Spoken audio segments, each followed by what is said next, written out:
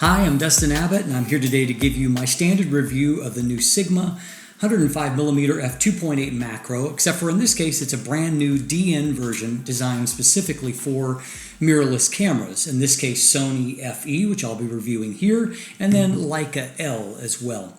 And so this is a lens, of course, that ironically I found out about just a couple of days after I finished up my review of the Sony 90mm f2.8G macro.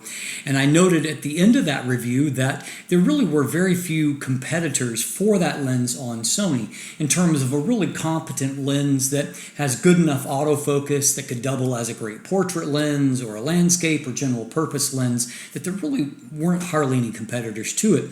And a couple of days later, I get a notification from my Sigma contact asking me if I would take a look at a pre-release copy of this particular lens, which is, of course, all of those things. And finally, we'll bring some competition to the market.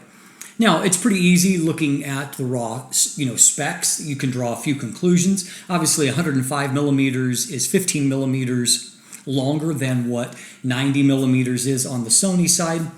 Probably not a deal breaker for most people. I mean, they're still within the ballpark. So the obvious advantage for the Sigma is it comes to market at around $800, $799 US, and the Sony retails at about $1,100 US. And so a $300 difference is obviously a real and significant difference, and for some, it's really going to move them in favor of the Sigma. The real advantage for the Sony is obviously it has an optical stabilizer built in.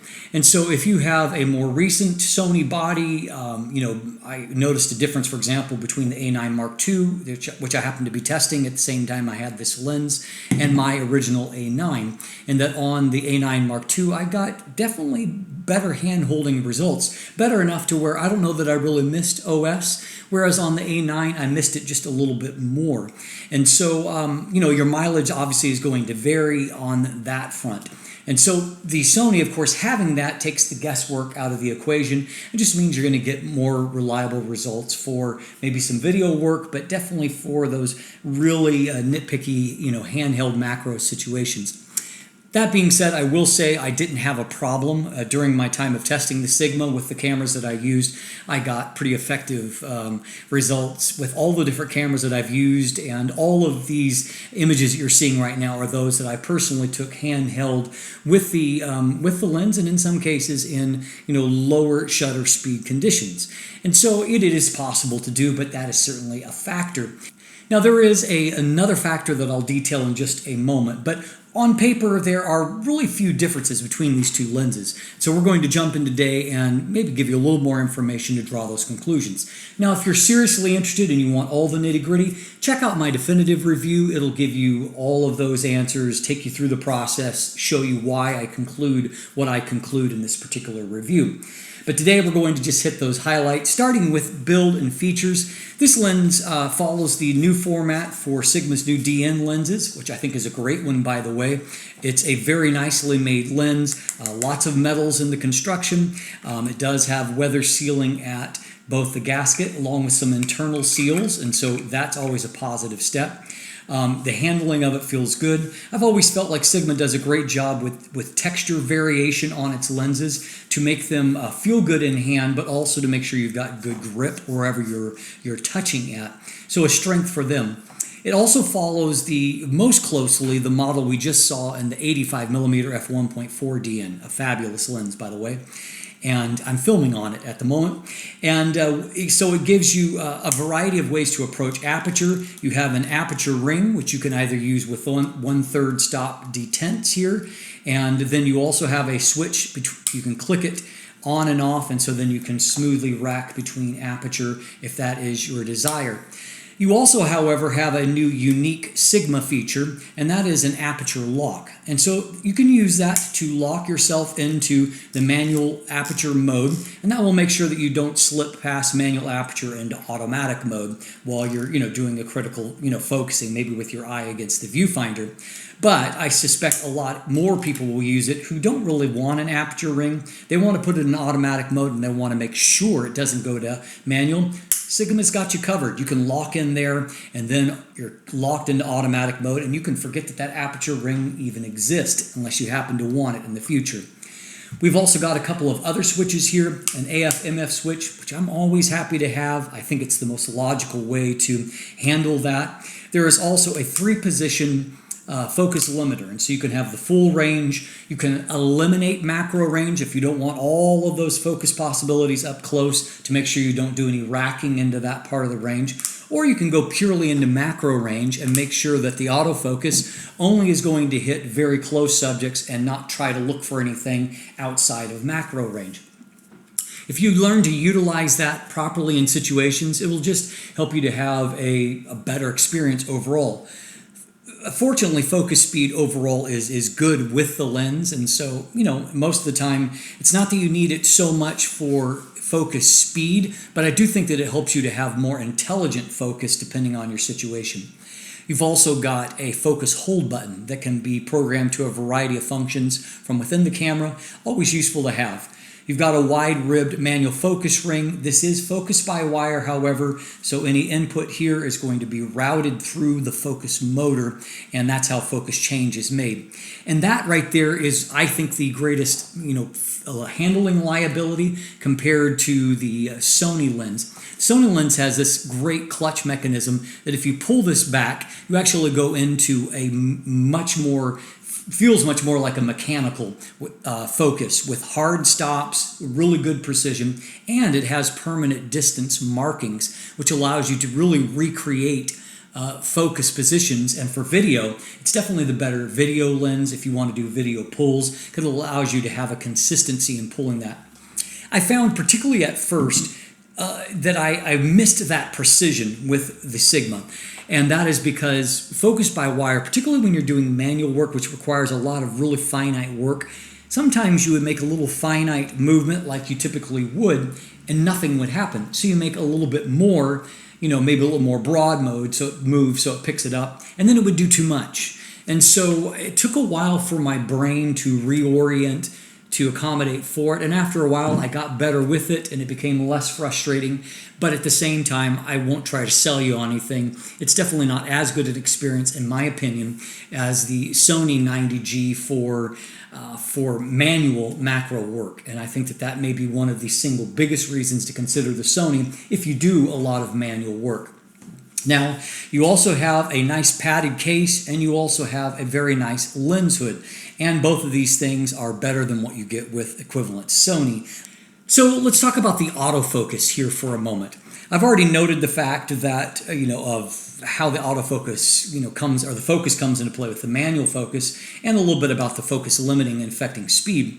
But what we have got here is a focus motor that does a good job, but it is neither the quietest nor the most refined that I've seen. Let's take a look at the video focus pulls here just to give you a sense of what I'm talking about.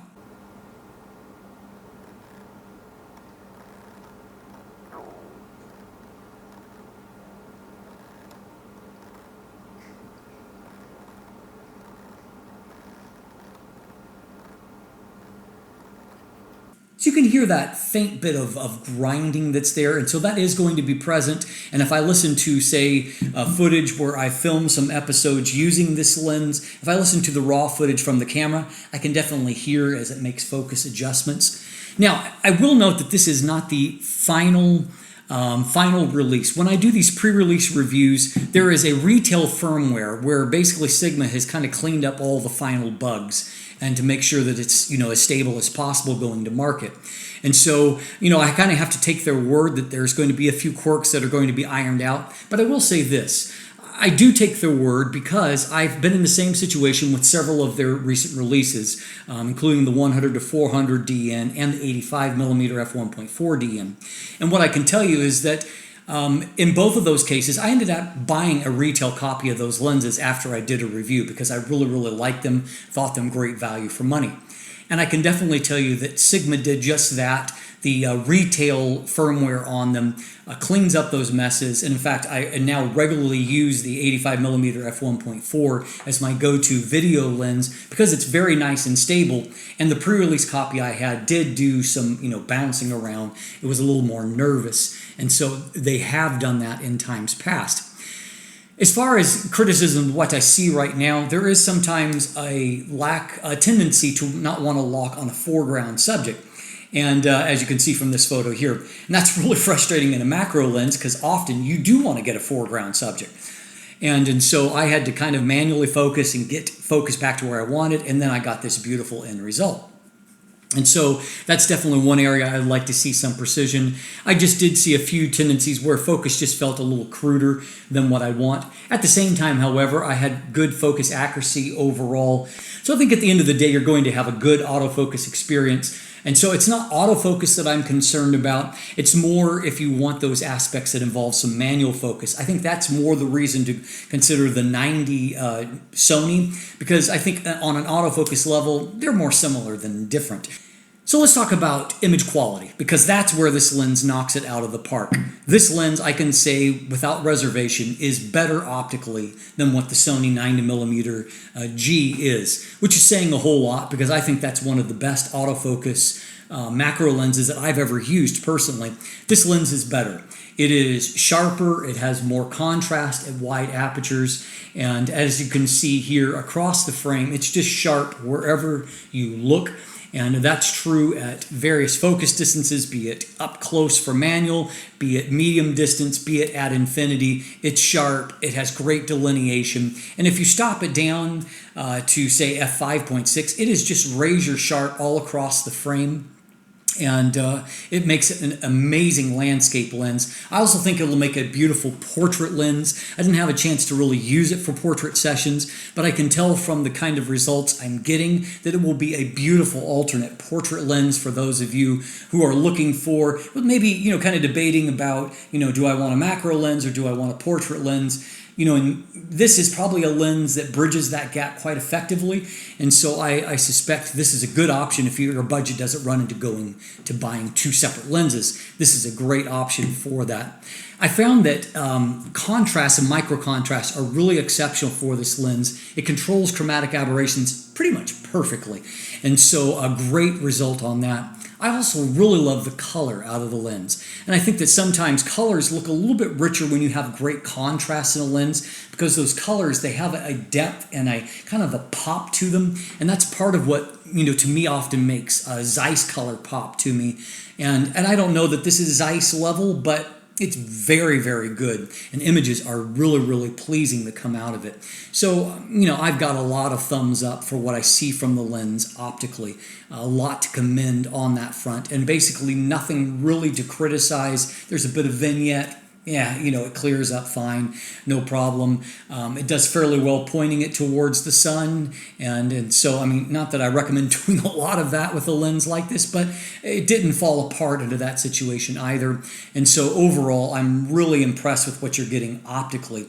And so I think at the end of the day, it really comes down to what your priorities are if you're debating between those two lenses. If you really think you're really going to want to do some macro work with manual focus, and that's a priority to you, Sony might be considered. Or if you want that amazing manual focus ability for video work, I think also that's a reason to consider it. If your priority is more just getting the best bang for your buck, optically, the Sigma is definitely the way to go.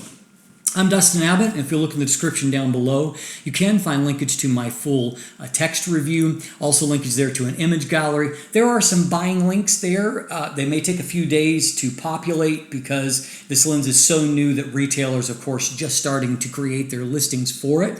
But check back there, and you should be able to find linkage on best places to purchase it. Beyond that, there's also linkage to follow me on social media, to become a patron, to sign up for my newsletter, and if you haven't already, please click that subscribe button right here on YouTube. Thanks for watching. Have a great day.